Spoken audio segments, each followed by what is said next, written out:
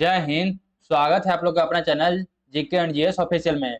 आज के वीडियो में हम लोग देखेंगे हिस्ट्री के महाजनपद से एग्जाम में जितने भी तरह का क्वेश्चन आते हैं उन सारे क्वेश्चन को इस वीडियो में हम लोग कवर करेंगे। अगर आप भी किसी भी कॉम्पिटेटिव एग्जाम की तैयारी करते हैं तो इस वीडियो को शुरू से लेकर अंत तक जरूर देखेगा। ये आपके लिए बहुत ही हेल्पफुल होगा। अगर ये वीडियो आप लोग को अच्छा लगे तो वीडियो को लाइक कर लीजिएगा। अगर चैनल पर पहली बार है तो चैनल को सब्सक्राइब जरूर कर लीजिएगा। तो आइए करते हैं शुरू।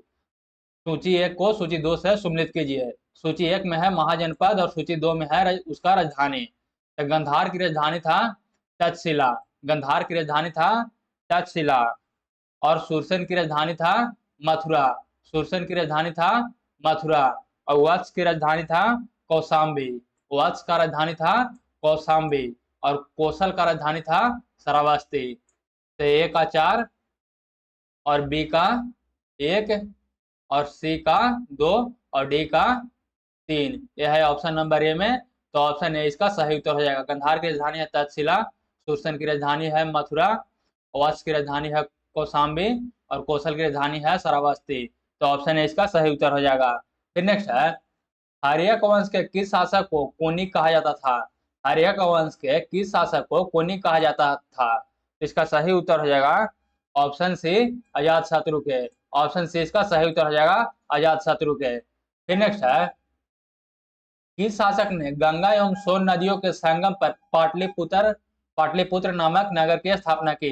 किस शासक ने गंगा एवं सोन नदियों के संगम पर पाटलिपुत्र नामक नगर की स्थापना की। तो इसका सही उत्तर हो जाएगा ऑप्शन बी उदयन ने। ऑप्शन बी इसका सही उत्तर हो जाएगा उदयन ने।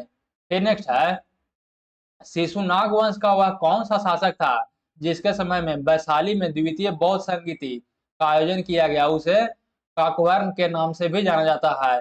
शिशुनाग वंश का वह कौन सा शासक था जिसके समय में वैशाली में द्वितीय बौद्ध संगीति का आयोजन किया गया। उसे उसे काकवर्ण के नाम से भी जाना जाता है। तो इसका सही उत्तर हो जाएगा option B Kalashoka. Option B इसका सही उत्तर हो जाएगा कालाशोक के समय में।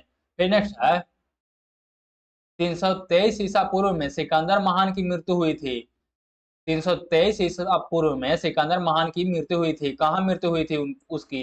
तो इसका सही उत्तर हो जाएगा ऑप्शन बी बेबीलोन में। ऑप्शन बी इसका सही उत्तर हो जाएगा 323 ईसा पूर्व में सिकंदर महान की मृत्यु हुई थी बेबीलोन में।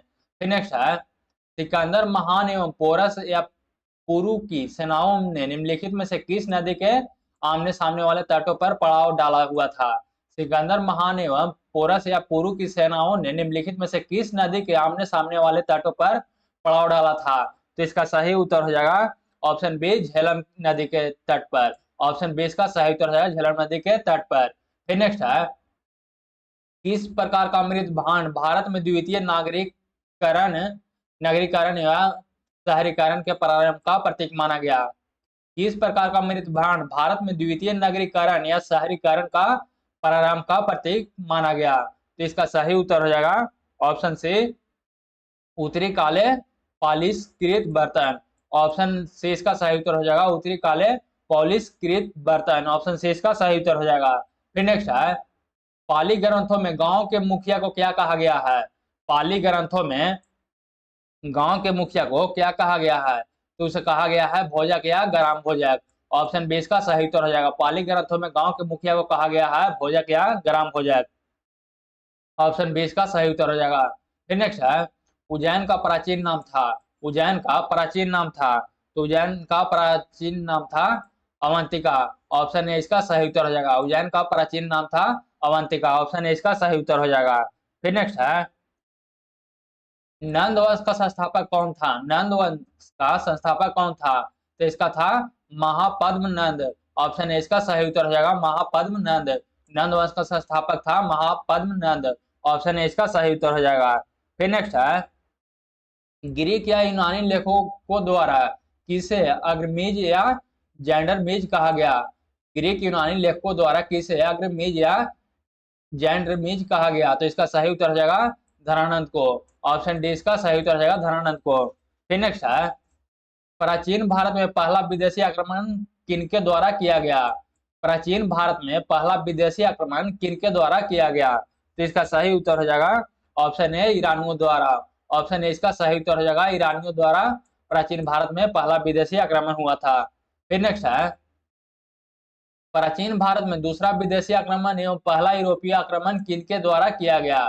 प्राचीन भारत में दूसरा विदेशी आक्रमण एवं पहला यूरोपीय आक्रमण किनके द्वारा किया गया? तो इसका सही उत्तर हो जाएगा ऑप्शन बी, यूनानियों द्वारा। ऑप्शन बी इसका सही उत्तर हो जाएगा यूनानियों द्वारा। फिर नेक्स्ट है, ईरान के हकमानी वंश के किस शासक ने भारतीय भूभाग को जीतने के बाद उसे फारस साम्राज्य का विश्व प्रांत बनाया? ईरान के हकमानी वंश के किस शासक ने भारतीय भूभाग को जीतने के बाद उसे फारस साम्राज्य का विश्व प्रांत बनाया? तो इसका सही उत्तर हो जाएगा ऑप्शन बी, डेरियस या दायर बाहु प्रथम। ऑप्शन बी का सही उत्तर हो जाएगा डेरियस या दायर बाहु प्रथम। ऑप्शन बी का सही उत्तर हो जाएगा। फिर नेक्स्ट है, हाइडेस्पस या बिस्ता का युद्ध किन किन शासकों के बीच हुआ? हाइडेस्पस या बिस्ता का युद्ध किन के बीच हुआ? तो इसका सही उत्तर हो जाएगा ऑप्शन ए, सिकंदर एवं पोरस के मध्य। ऑप्शन ए इसका सही उत्तर हो जाएगा सिकंदर एवं पोरस के मध्य। फिर नेक्स्ट है, सिकंदर ने भारत पर कब आक्रमण किया था?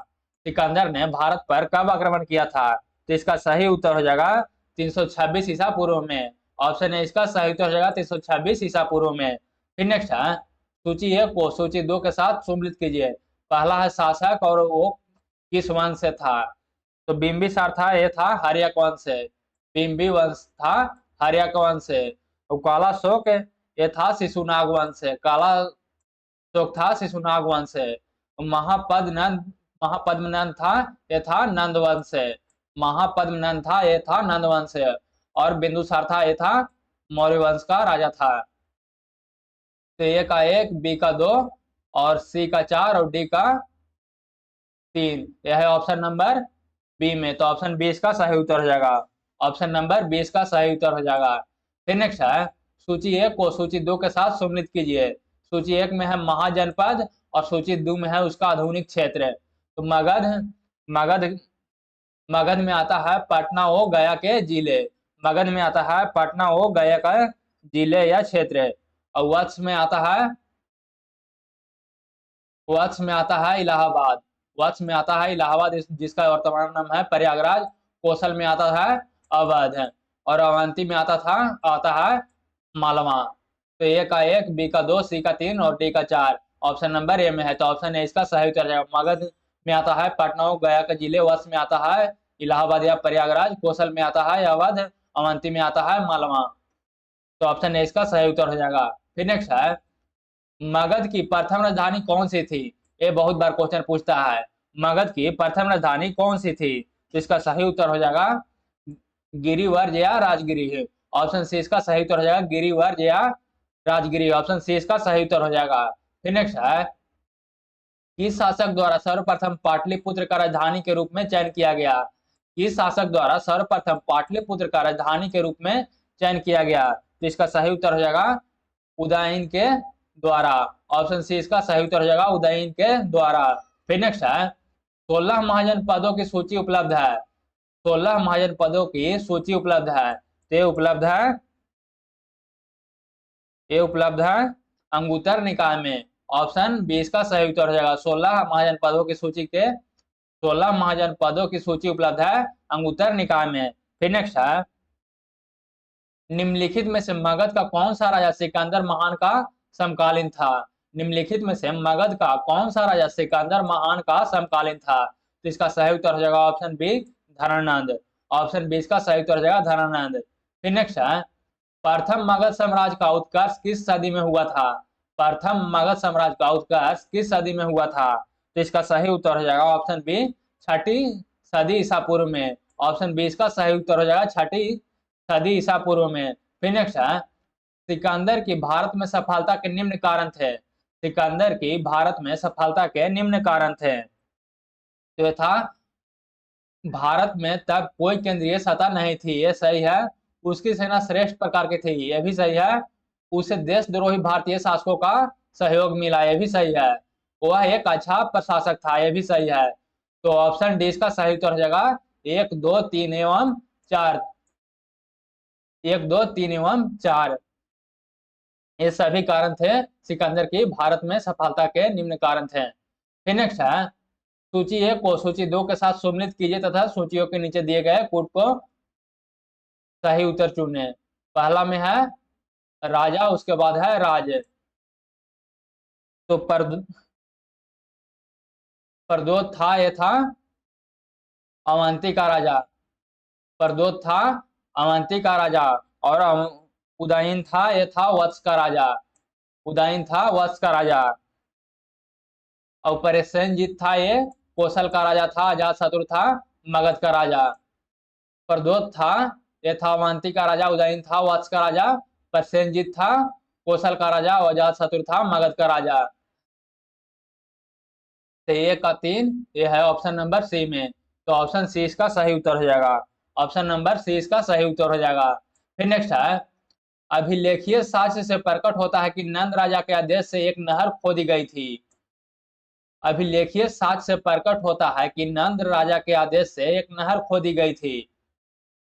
ये कहाँ खोदी गई थी? तो इसका सही उत्तर हो जाएगा ये खोदी गई थी कलिंग में। ऑप्शन सी इसका सही उत्तर हो जाएगा कलिंग में। फिर नेक्स्ट है पहला ईरानी शासक जिसने भारत के कुछ भाग को अपने अधीन किया था। पहला ईरानी शासक जिसने भारत के कुछ भाग को अपने अधीन किया था, तो वह शासक कौन था? तो इसका सही उत्तर हो जाएगा डेरियस ने। ऑप्शन सी इसका सही उत्तर हो जाएगा डेरियस ने। फिर नेक्स्ट है मगध के राजा अजातशत्रु का सदैव किस गणराज्य के साथ युद्ध रहा? मगध के राजा अजातशत्रु का सदैव किस गणराज्य के साथ युद्ध रहा? तो इसका सही उत्तर हो जाएगा ओजी संघ या वैशाली से। ऑप्शन ए इसका सही उत्तर हो जाएगा वेजी संघ से। ऑप्शन ए इसका सही उत्तर हो जाएगा वेजी संघ या वैशाली गणराज्य से। फिर नेक्स्ट है वजी संघ के विरुद्ध मगध राज के किस शासक ने प्रथम बार रथ मूसल, रथ मूसल का मतलब होता है एक ऐसा राज्य जिसमें गदा जैसा हथियार जुड़ा था, तथा महाशिला कंटक, महाशिला कंटक का मतलब होता है पत्थर फेंकने वाला एक युद्ध यंत्र नामक गुप्त हथियार का प्रयोग किया गया। उजी संघ के विरुद्ध मगध राज्य के किस शासक ने प्रथम बार रथ मूसल तथा महाशिलकंटक नामक गुप्त हथियार का प्रयोग किया? तो इसका सही उत्तर हो जाएगा अजात शत्रु ने। ऑप्शन ए इसका सही उत्तर हो जाएगा अजात शत्रु ने। फिर नेक्स्ट है नंद वंश का अंतिम सम्राट कौन था? नंद वंश का अंतिम राजा कौन था? तो इसका सही उत्तर हो जाएगा option B Dhanananda. Option B इसका सही उत्तर हो जाएगा धनानंद। तो बस आज के लिए इतना ही। इस चैप्टर को 2 भाग में कर देंगे। अगर एक भाग में कर दे तो वीडियो लंबा हो जाता है, इसलिए 2 भाग में करेंगे। अगर ये वीडियो आप लोग को अच्छा लगा तो वीडियो को लाइक कर लीजिएगा। अगर चैनल पर पहली बार है तो चैनल को सब्सक्राइब जरूर कर लीजिएगा। तो बस आज के लिए इतना ही। तब तक के लिए जय हिंद। मिलेंगे किसी अगला वीडियो में।